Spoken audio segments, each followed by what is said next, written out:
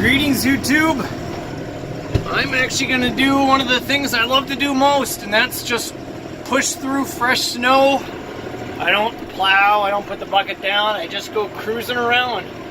So at the end of the snowstorm, we probably ended up with probably about 12 inches. It's pretty deep.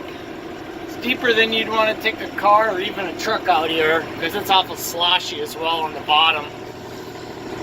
Some of the rain came down at about 30 degrees, or some of the snow came down at about 30 degrees, so sometimes it'll thaw. Looks like we had some deer activity already today, because it didn't stop snowing until early this morning. So I'm just driving around. These are some of the trails I maintain. I didn't do anything with this field here this year. I actually want to do something to help pheasants live here year-round, because right now I'm not seeing a lot of them. So I got to do something with it. It was hay at one point, and over there was horse pasture. You can almost see right where the line was, because just nothing really grows but thistle. So I'm going to till that up this year, and I plan to take some videos of me tilling with this thing. I'm getting a 7-foot tiller, which it'll be interesting how that goes. I mean, it'll clearly do a really good job. It's just a matter of getting deep enough. The tiller itself will be pretty expensive. It'll be short $3 grand. It's either that or buy a 3-point disc set. And it's funny, just buying discs is at least 2. So I don't know, you're not really saving a lot by just buying discs that hook off the 3-point. I'd rather just buy the tiller, because I can do people's small gardens then, or I don't know, whatever else I decide I want to do. I gotta cut this trail a little wider just with some tree snips. It was made for my John Deere. I fit through here nice and tight. Now I'm a little too big. But as you can probably tell, that was a big dip. I cruised through this very nicely. I'm telling you, people really think ag is the way to go, and there's my industrials. 8 tires, but man, these industrials, I don't run into a lot of problems. I think the only time the ag are going to beat out is it's really greasy. It's actually bumpy, because I'm in one of my crummy fields I did this year that didn't end up really producing. Oofta. I left some big old dirt piles everywhere. That's mainly from the planter. And then last year I had good corn, and I just left it up for the deer to eat. And this year I left it up, but there ain't much here to eat besides the leaves. There's no cobs. I mean, they ate the tops of everything. That's really just because it didn't grow enough. I didn't spray it. Turns out, to grow this kind of corn, you need to spray it, because otherwise the weeds take it out. Here's one of my little ponds the property owner before me did. He just did this with a little excavator, and you can see my water table is very high. So you didn't have to dig that deep. That whole thing there is, I think at the deepest point, it's only 3 feet. It's really not that much. That's actually a salt lick there that you can just see. They don't really care much for the salt lick. They do go for the mineral licks, but not the salt lick. Boy, it almost looks like I had something big back here. Big deer. You can see the tracks from it. I usually, when these fresh snows come, I'll go around the whole property just to see what's been out and about. Tomorrow will be really nice to go tell what's been roaming around these parts. I actually got an otter up here at the creek, but he probably moved away by now. It's probably, ice is just too deep for him. Or too thick, I should say. Pretty good deer that are going out there on my creek. They're using it as a highway.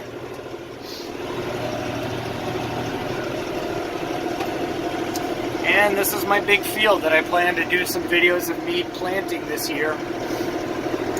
It looks big, but actually when you pull it up on a map, it's not 2 acres. I mean, it's like 1.5 maybe. So it looks more impressive than it is.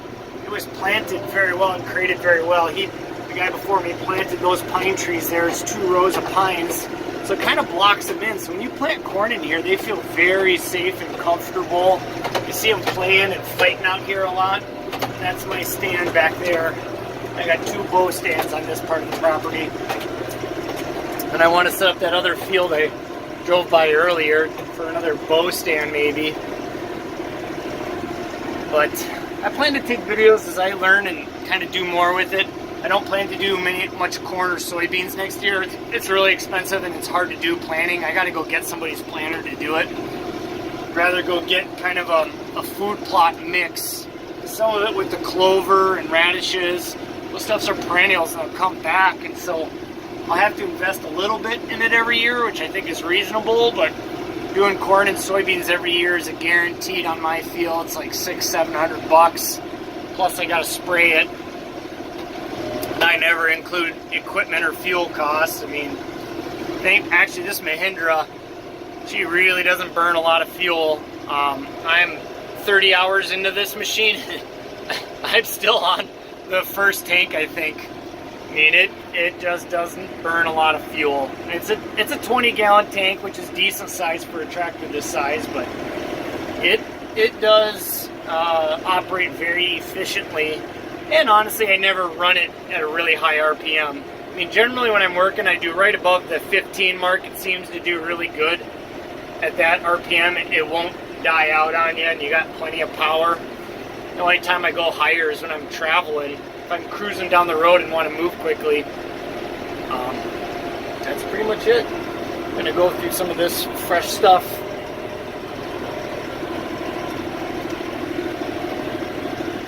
Got a lot of projects on this property I plan to take videos of.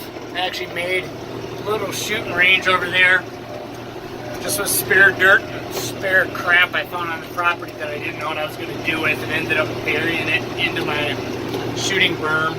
I'm going to make it a little bigger so I can do pistols and do a little bit of turning on it. I did most of that with the 1025 actually, and then I built onto it with both the next 2 tractors. This one it'll be a lot easier. Those was a massive piece of wood I hauled out of the swamp. I'm going to chop them up and give them to my father-in-law because they're just too big for me to get in my boiler. And here's just more projects.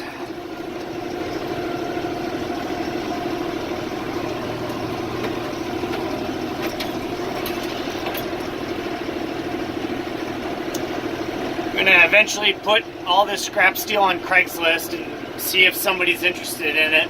I don't think it's actually worth anything. It's not heavy enough, but I think it's worth enough for somebody to come get it for free. There's just a lot. I mean, it's 2 semi-loads probably, and a lot of work. And that was found on the property. It's full of something. Don't know what, but I want it to be gone. So yeah, this is the plot by the house.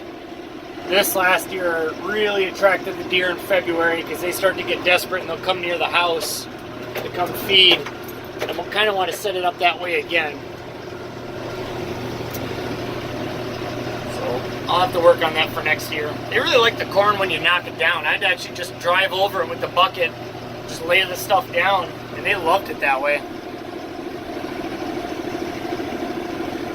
Alright, you got any questions, let me know.